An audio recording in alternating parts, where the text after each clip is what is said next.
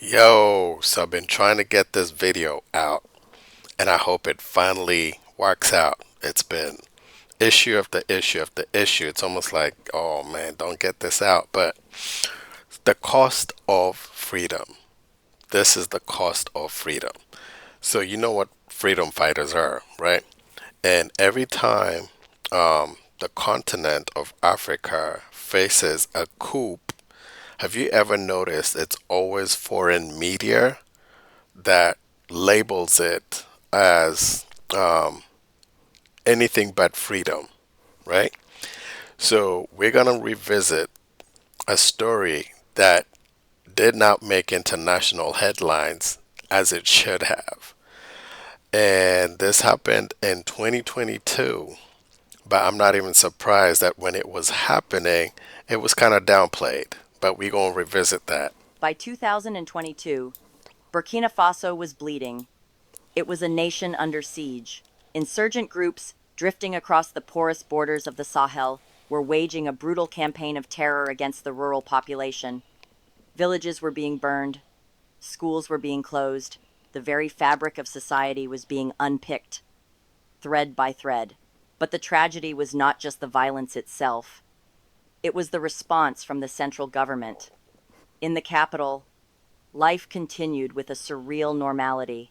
Contracts were signed, dinners were held, and the political elite spoke in high-minded French about security cooperation and strategic partnerships. Meanwhile, on the front lines, the soldiers, the sons of farmers and laborers, were fighting with rusted rifles. They were running out of ammunition. They were running out of food. There is a specific kind of anger that grows in the heart of a soldier who is asked to die for a government that will not even send him water. It is a cold, hard anger.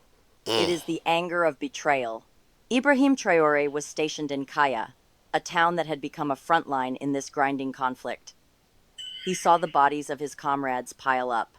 He saw the displacement of thousands of civilians, their possessions carried on their heads, their eyes hollow with shock, and he saw something else, something that would become the catalyst for everything that followed. He saw the disconnect. He saw that the orders coming from the high command in Ouagadougou bore no resemblance to the reality on the ground. The generals, safe in their villas, were fighting a theoretical war that's a on flex for maps. the camera right Traore and his there. men were fighting a This is what visceral we're war in working the with. bush. This brings us to a haunting historical echo, a ghost that hangs over this entire narrative. You see, Burkina Faso has been here before. In 1983, another young captain, charismatic and fiercely intelligent, had risen to power with a similar message of self-sufficiency and dignity. His name was Thomas Sankara. He renamed the country from the colonial Upper Volta to Burkina Faso, which translates loosely to the land of upright men. Sankara famously refused to accept aid that came with strings attached, famously said that he who feeds you controls you. But in Yo, this is the playbook. If you're a whistleblower, this is what happens. If you're a freedom fighter, this is what happens. This is the cost of freedom, liberation. Africa did not gain its independence without a brutal struggle. It wasn't just, hey, okay, I'm sorry, here you go. Nah, 1987, Sankara was silenced. His revolution was cut short by bullets, and for nearly 40 years, his ideas were buried, or so the world thought. But ideas are difficult to kill. They linger in the soil. They it's greed. It's literally greed. So, Africa is a very rich continent, but you wouldn't know that if you watch the news, right? It always looks like we're devastated, we're poor, we just don't have much going for us. But it's actually the opposite is true. So, it's a very rich continent with lots of minerals. But if you notice, it's always foreign companies that come in, mine it, and export it. And then the government of said country gets a kickback. That kickback does not trickle down to the regular citizen.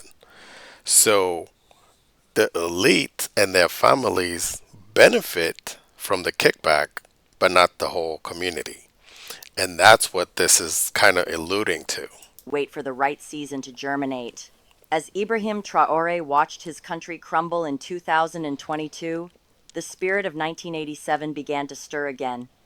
But this was not a romantic nostalgia. It was a survival instinct. The invisible pipeline that siphoned off the country's gold was matched by an invisible wall that blocked the soldiers from receiving the equipment they needed. Traore began to ask dangerous questions. Why? With thousands of foreign troops stationed on Burkinabe soil, troops from some of the most powerful militaries on earth, was the security situation getting worse? Why were the terrorists better armed than the national army? Why, when the country possessed such mineral wealth, did they have to beg for the basic tools of defense? These are the questions that get a man marked. In the shadowy world of Sahelian politics, curiosity is often a fatal flaw. In other words, conform, conform, conform, conform. Don't try to transform, just conform. The turning point came not with a grand political declaration, but with a logistical failure. A convoy of supplies, intended for a besieged town in the north, never arrived. The details are etched in the sorrow of the nation. It was not just a delay, it was a massacre. The incompetence of the logistical planning left the convoy exposed, and the resulting ambush was devastating. For Captain Traore, this was the breaking point. It was the moment the veil was finally torn away.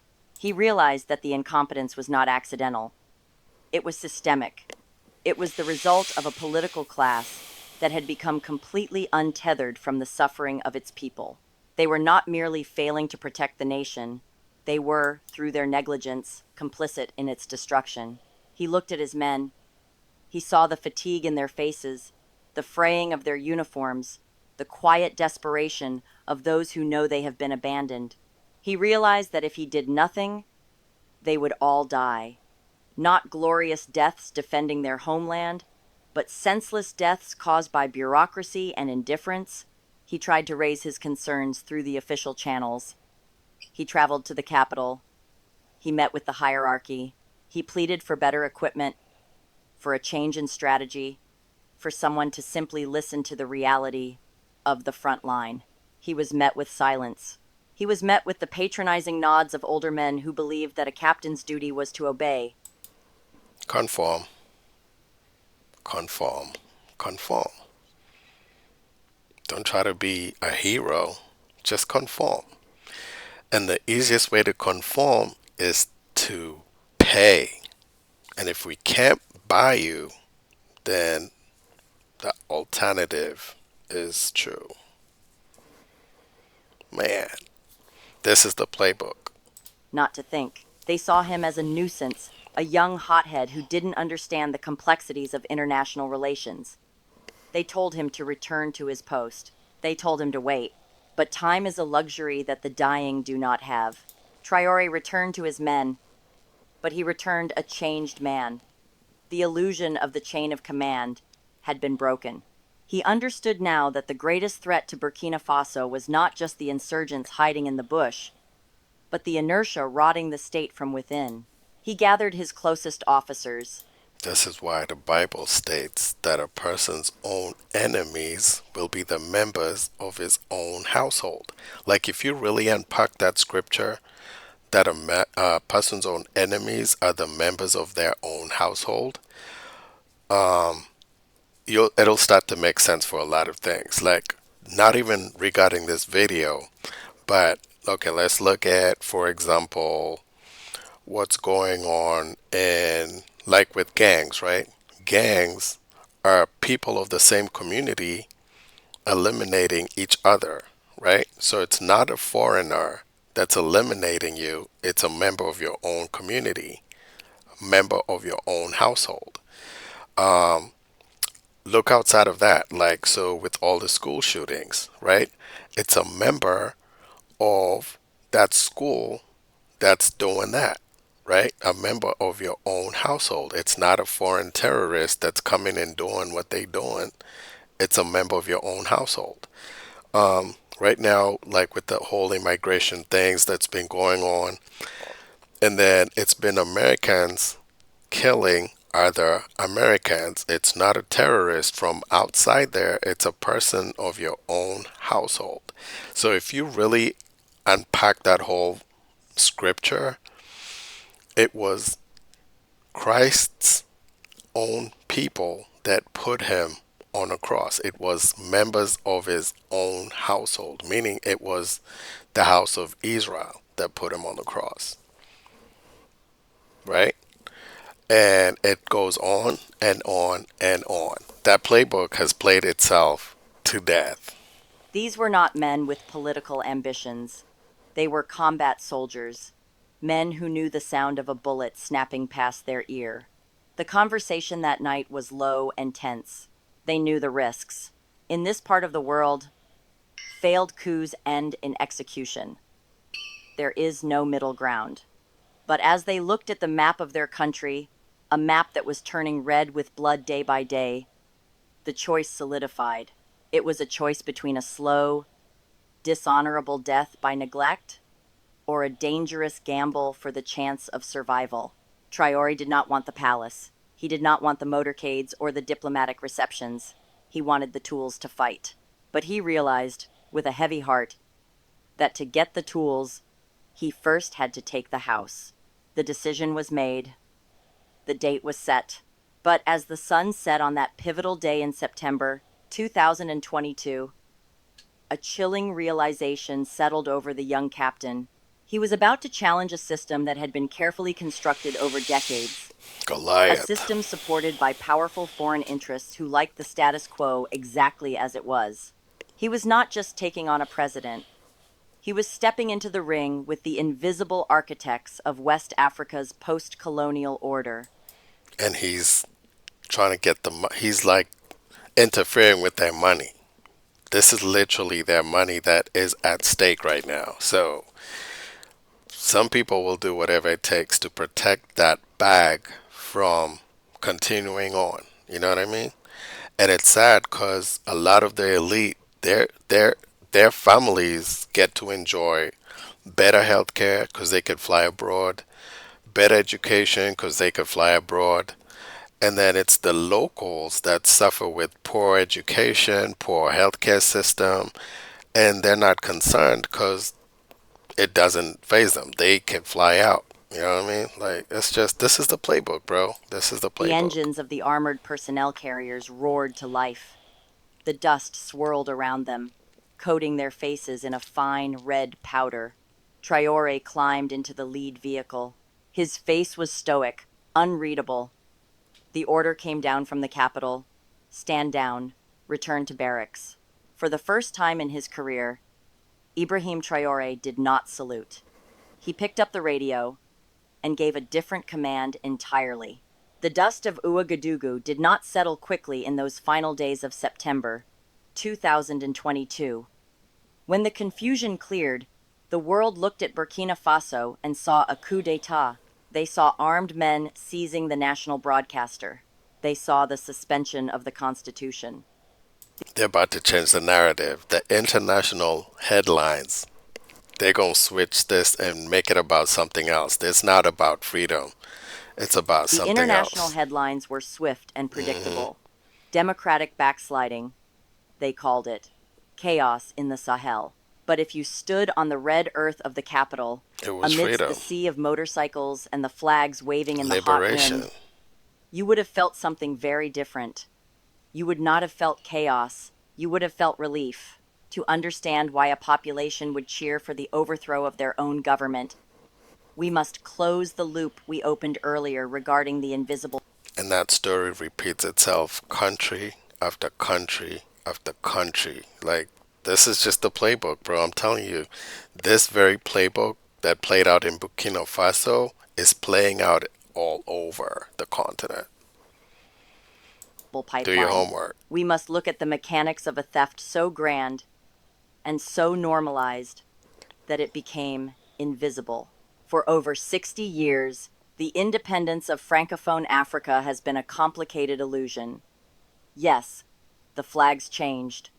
The anthems were written. but the economic arteries remained surgically attached to the old colonial.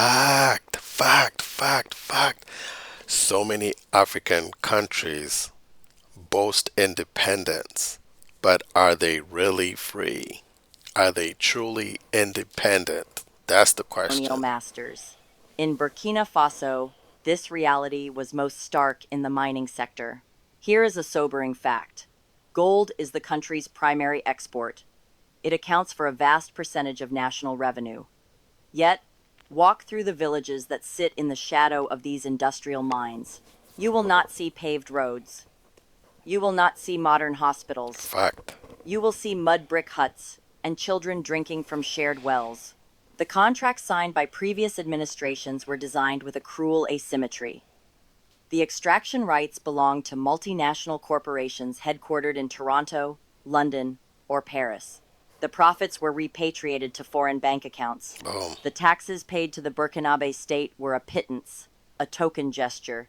The gold left the country, and all that remained was the cyanide in the water and the dust in the air. Ibrahim Traore understood this. He understood that you cannot eat a flag. Sovereignty, if it is to mean anything, must mean control over one's own resources. He realized that the war he was fighting against the insurgents was fueled by this very poverty.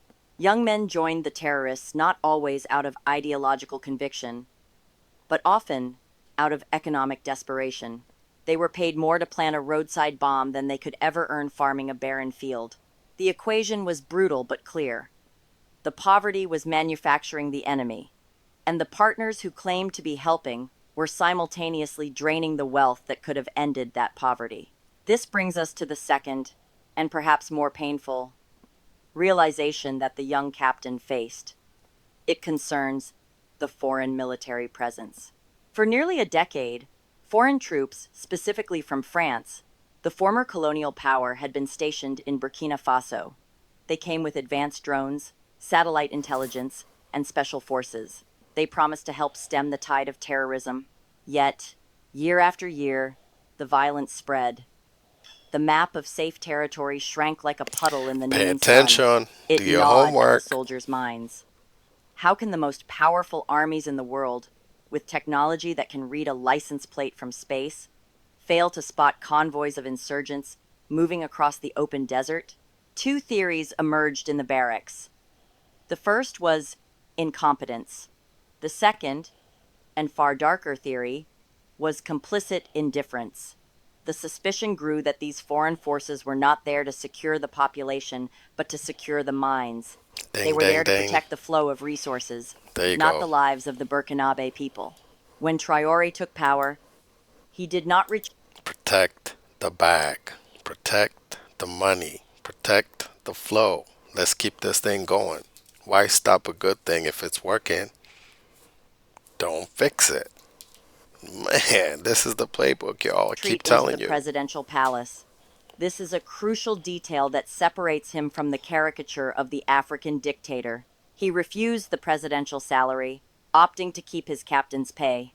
It was a symbolic gesture, yes, but symbols matter deeply in a culture where leadership has long been synonymous with theft. He was often seen eating with his men, sitting on the same rough benches, eating the same rations. He did not swap his fatigues for an Italian suit. He remained a soldier. There is a photograph from those early days that captures this spirit. Traore is atop an armored vehicle, surrounded by a sea of people. He looks exhausted. He does not smile. His eyes are scanning the horizon, as if he knows that the hardest part is not taking power, but holding it against the storm that is coming. In the months that followed, he began to dismantle the architecture of the old relationship. He canceled the mining permits of companies that were not delivering on their promises. He demanded that the gold of Burkina Faso must benefit the people of Burkina Faso. That's what I'm But he talking knew that about. economic independence was impossible without security independence. And security was impossible as long as the country's defense strategy was outsourced to a foreign power that had failed for 10 years. This was the moment of the great pivot, the moment the invisible wall began to crack. Traore started to look for new partners. He looked to his neighbors, to Mali, to Niger countries, that were undergoing similar convulsions of sovereignty, a quiet conversation began to take shape, a whisper of an alliance that would terrify the established powers. They spoke of a confederation of Sahel states, You the know that AES, the West don't a want this bloc that out. would fight its own wars, mint its own currency, and write its own future. But before he could build the new, he had to exercise the old. The tension in the capital was palpable. The French ambassador was still in residence. The French special forces were still garrisoned on the outskirts of the city. To ask them to leave was not a diplomatic request. It was an act of defiance that carried the weight of 80 years of history. Dang. Diplomats warned him. They whispered that if he pushed too hard, the economy would be strangled. What are you They talking threatened about? sanctions. The economy's been strangled. It hasn't benefited the locals, bro. Like, so there's no difference. You cut off the mines. The locals weren't benefiting from that. Yeah, it sounds like somebody was pissed that their money was getting cut off. Yeah, that money was not benefiting the local citizen, bro. They threatened isolation. They told him that Burkina Faso would collapse without their guidance. Of It is course they easy to did. be brave when you have nothing to lose. But Traore had the weight of 22 million people on his conscience. Every decision he made could lead to starvation, or war, or total collapse. Yet, he looked at the reality on the ground. The status quo was already a slow death. The stability the West offered was the Man, shout out stability of a Traore, graveyard. bro. If you are Ibrahim watching Traore. this, Do your homework. and you understand the courage it takes to stand alone Oh, against yeah. a giant, I do. please take a moment to leave a comment below. Just write, "Thank you." A simple thank you to those who refuse to accept the narrative of helplessness. A thank you to the idea that dignity is worth the risk. It helps the algorithm, yes, but more importantly, it signals that the world is watching and that the Oh, yeah, world that's gangsta. remembers. The decision solidified in January 2023. That was just 3 years The ago. paperwork was drawn up. The language was polite, bureaucratic even, but the message was a thunderclap. The government of Burkina Faso formally denounced the military accords with France. They gave the foreign troops 1 month to pack their bags and leave. 1 month. To end a century of military dominance. Y'all been The message stealing. was sent. The courier surely Man, that trembled takes as he guts. delivered it. This was crossing the Rubicon. There was no going back. Traore knew that by signing that paper, he was painting a target on his own back. He knew the history of African leaders who demanded too much sovereignty. He knew the story of Patrice Lumumba. He knew the story of Thomas Sankara. He knew that the empire does not let go easily. As the news broke, a silence fell over the diplomatic corridors of Paris and Washington. Ain't that It was sad, the though? silence of shock, followed Like, immediately by the grind. you got Africans trying to liberate themselves, trying to govern themselves, and instead of helping them, you're hurting them. This is why, if you ever wonder why the continent is still suffering, struggling, this is the playbook. So, shout out Ibrahim Traore for liberating his people. This is a modern day freedom fighter. We have them in our history. Just their stories just aren't told very well. Man, but I pray for this guy, bro. 3 years ago is when he started his role. And so far it looks like he's doing a good job. Gears of a response. The partners were leaving, but they would not leave quietly. Of course. They would take their aid with them. They would pull their intelligence support. They would weaponize the very economy they had helped to build. Traore stood in his office, looking out at the dusty skyline of Ouagadougou. Just The think sun about was that. setting, casting long, Why wouldn't you do everything in your power to help an African nation be liberated? Like they just want to govern themselves. And instead of helping, you're hurting them. Besides, your intelligence wasn't benefiting them. And then whatever resources that were coming out the ground wasn't benefiting them. Eh, blood-red shadows across the city. He had severed the umbilical cord. The country was now free, but it was also alone. The enemy was no longer just the insurgents in the bush with their rusty Kalashnikovs. The enemy was now in the banks, in the boardrooms, and in the whispered conversations of intelligence agencies across the globe. The pen touched the paper. With one signature, 80 years of tradition were severed. The troops would leave. But as the engines of the cargo planes began to warm up on the tarmac, a new threat was already gathering on the horizon. The real war, the war for the soul and survival of Burkina Faso, had only just begun. When the last French transport plane lifted off from the tarmac of Ouagadougou, it left behind a silence that was deafening. The roar of the engines faded, and in its place came the cold, whistling wind of isolation. The Western world did not react with immediate violence. They reacted with something far more suffocating: bureaucracy. Aid packages were frozen. Loans from international banks were suspended. The playbook. Intelligence, sharing the lifeblood of modern counterterrorism, The playbook. This is the playbook. Pay attention. was abruptly cut off. The message from the capitals of Europe and North America was clear. You wanted to be alone? Now you are alone. For a nation already teetering on the edge of economic collapse, this should have been the end. The currency reserves were low. The ammunition depots were half empty. The terrorists in the north, sensing blood in the water, intensified their attacks. They knew that the protective umbrella of the West was gone, and they moved to strike the heart of the state. Ibrahim Traoré sat in the presidential office, a room that still smelled faintly of the old regime's perfumes. He looked at the ledger. It was a balance sheet of disaster.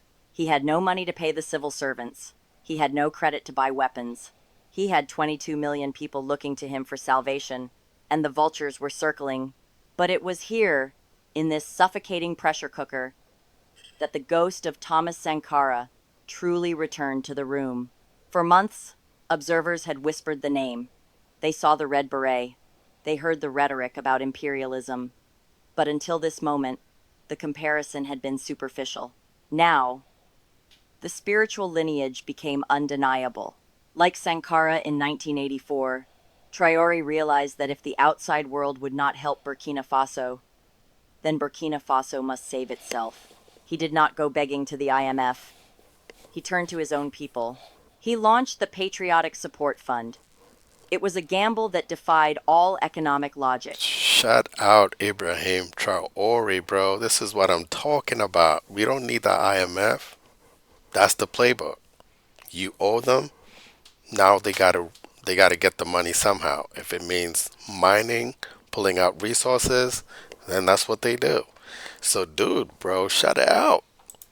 He asked the poorest citizens on Earth, people who earn a few dollars a day, to voluntarily contribute to the war effort. The experts in Washington and Brussels laughed. They called it desperate. They predicted it would fail within weeks. They were wrong. What happened next was a phenomenon that no economic model could predict. In the dusty markets, women selling tomatoes contributed coins.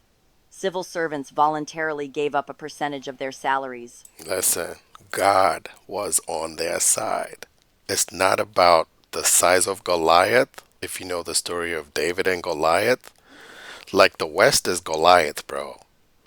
Let's not kid ourselves. And this little nation of Burkina Faso, that would be David. And then you got women having to sell whatever little they got just to support the government. This story is so uplifting, bro. It's just it reeks of David versus Goliath, hands down. Man, how did I not know about this sooner? Better late than never, though. Companies donated fuel. It was not a tax. It was an offering. The fund raised tens of billions of CFA francs. And with this money stained with the sweat of farmers and market traders, Traoré did not buy luxury cars. He bought combat drones. He bought helicopters. He bought rifles. There is a powerful image from this period. A delivery of new combat equipment arriving at a base. These were not gifts from a foreign superpower. They were paid for by the grandmother selling peanuts on the corner. For Shut the first out. time in history, the Burkinabe soldier held a rifle that belonged, truly, to the people he was protecting. This act of collective sacrifice changed the psychological landscape of the war. It was no longer the government's war against terrorists. It was the people's war. However, surviving the economic siege was only half the battle. Traore knew he needed allies, but he would not trade one master for another. He would not simply replace the French tricolor with another foreign flag. He sought partners, not overseers. In July of 2023, the young captain traveled to St. Petersburg for the Russia-Africa summit. The visuals of that meeting were striking. The hall was filled with elderly statesmen, men in expensive suits, who had ruled their nations for 30, 40 years. They moved with the slow, comfortable weight of entrenched power. Amidst them walked Ibrahim Traore, 35 years old, wearing his combat fatigues. He looked less like a head of state and more like a man who had just stepped off a battlefield to deliver a warning. When he took the podium, he did not read a diplomatic script. He did not offer platitudes about mutual cooperation. He spoke with a raw, unfiltered honesty that sucked the air out of the room. "My generation does not understand," he said, his voice steady but laced with a quiet fury. "How can Africa, with so much wealth under its soil, become the poorest continent in the world? And how can our heads of state travel across the world to beg?" He refused to smile for the cameras. He refused to shake hands with the traditional deference expected of a junior leader. He stood straight, his beret pulled low, embodying a generation of Africans who were finished with politeness. He was criticized, of course. Of course. Western media labeled him a puppet of the Kremlin, citing his new partnerships with Russian military contractors. Character But to assassination. dismiss him as a puppet is to misunderstand the agency of the man. He was using Russia as a shield to hold off the West, just as he used the memory of Sankara to unite his people. It was a dangerous game of geopolitical chess, played by a man who had learned strategy in the bush, not in a university. But as his profile rose on the international stage, the shadows at home began to lengthen. History teaches us a cruel lesson. The most dangerous enemy is rarely the one facing you with a gun. It is the one standing behind you, smiling. Traore knew how Thomas Sankara died. He was not killed by the French army. He was not killed by American spies. He was killed by his best friend. A person's own enemies will be the members of his own household. Remember that. Blaise Compaoré, in a coup fueled by jealousy and foreign intelligence. Traore studied this history obsessively. He knew that by challenging the established order, he had disrupted the flow of millions of dollars in illicit networks. That's where the There power were powerful is. men in Ouagadougou, businessmen, old guard officers, corrupt politicians who had lost their fortunes because of his reforms. They were quiet, but they were not idle. If you are finding value in this analysis, if you believe that understanding these deep currents of history is vital, please consider becoming a member of this channel. Your support allows us to remain independent, to dig deeper, and to tell the stories that the mainstream news cycles often ignore. Straight up. That's why I said this story will probably be hidden from the history books unless we tell it. Because it could get easily buried, you know what I mean? Like, what he's doing is what literally every African country on the continent needs to do. Cut off the financial assistance. Start to invest in your own resources and your own people. Then you don't need to borrow funds and then be indebted. Remember, the borrower is slave to the lender. Do your homework. We rely on you, just as Traore relied on his people. Every membership is a vote for independent journalism. By late 2023, the atmosphere in the presidential palace had shifted. The open doors were closed. The security detail was tripled. Traore stopped sleeping in the same bed 2 nights in a row. The intelligence services, now purged of disloyal elements, began to pick up chatter. intercepted phone calls, meetings held in the dead of night in secluded villas, large withdrawals of cash. The whispers were terrifyingly specific. There was a price on his head, there were plots to poison his food, there were plans for a tactical accident involving his convoy. The enemy was no longer just at the border. They were whispering in the corridors. They were in the officers' mess. They were waiting for a moment of distraction. In September, exactly 1 year after he took power, the government announced that a coup attempt had been thwarted. 4 officers were arrested. The details were murky, but the implication was clear. The old system was fighting back. Traore appeared on television. He looked older than his 35 years. The fatigue was etched deep into the lines around his eyes. He spoke of imperialist manipulation and local traitors, but beneath the defiant words, there was a new heaviness. He realized that he could not simply defeat the enemy and go home. There was no home to go to. He was riding a tiger. To stop, to dismount, would mean being devoured. He had mobilized the people. He had expelled the colonizers. He had stood up to the world. But now, in the quiet of the night, he had to wonder, which of the men saluting him was waiting for the signal to strike? The external siege had failed to break him, but the internal siege, the war of paranoia and betrayal, was tightening its grip. And as the new year approached, the question was no longer just about saving Burkina Faso. It was about whether Ibrahim Traore would live long enough to see the harvest of the seeds he had planted. The paranoia that gripped the capital was real, but Ibrahim Traore understood that a man surrounded by walls is eventually just a prisoner in his own palace. He knew that to survive the internal plots and the external pressure, he had to expand the circle of trust. He had to look beyond the borders of Burkina Faso. In September 2023, a historic document was signed. It was known as the Liptako-Gourma Charter, but the world would come to know it by a different name, the Alliance of Sahel States, or the AES. For the first time in decades, 3 nations, Mali, Burkina Faso, and Niger, stood back to back. These were 3 countries sharing the same scarred landscape, the same terrorist threat, and the same history of colonial exploitation. The leaders, Assimi Goïta in Mali, Abdourahmane Tiani in Niger, and Ibrahim Traore in Burkina Faso, were all military men. They were all rejects of the Western order, and they realized a fundamental truth. If they stood alone, they would be picked off, one by one. But if they stood together, they became a bloc of 70 million people. This was not merely a military pact. It was a geopolitical divorce.